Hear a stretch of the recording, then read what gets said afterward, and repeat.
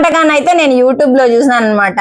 అంటే ఇది మహారాష్ట్రియన్ వంటకం అంట. అలానే మన శివాజీ గారు ఎంతో మెచ్చిన వంటకం అంట. ఇంకా నేనైతే దీన్ని చెయ్యాలని అనుకున్న వెంటనే మొత్తం కూడా పిండి అన్ని సిద్ధం చేసుకున్నా.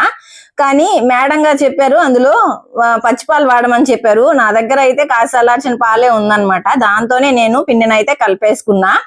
ఇంకా రోటీ అయితే చేసేస్తున్నాను. వాళ్ళు ఒక 2 hours నాననివ్వమన్నారు. మనకు అంత టైం లేదు, ఎందుకంటే మా బుడ్డోడు లేసినాడంటే అసలు నన్ను వంటే చేయనీడు. ఇంకా అందుకని 15 minutes నాననిచ్చి నేనైతే పెద్ద రోటీని అయితే చేసేసాను. ఫస్ట్ టైం చేయడం వల్ల కొంచెం తడబడినాను అనమాట. బాణల్ని పెట్టి దాని మీద కొంచెం నెయ్యి వేసి మొత్తం కూడా స్ప్రెడ్ చేసిన తర్వాత మనం రోటీని అయితే వేసేసుకోవాలి. నేనైతే లైట్ బ్రౌన్ వచ్చిందే తీసేసి ఉండాల్సింది, కొంచెం అడిగంటేసింది. అయినా టేస్ట్ మాత్రం బాగుంది. నెయ్యి వేసుకుని పెరి పౌడర్ అయితే వేసేసుకున్నాను. చాలా బాగుంది. పిల్లలు కూడా ఇష్టంగా తిన్నారు. మైనస్ అయితే తిన్నారనమాట. చాలా బాగుందని చెప్పారు.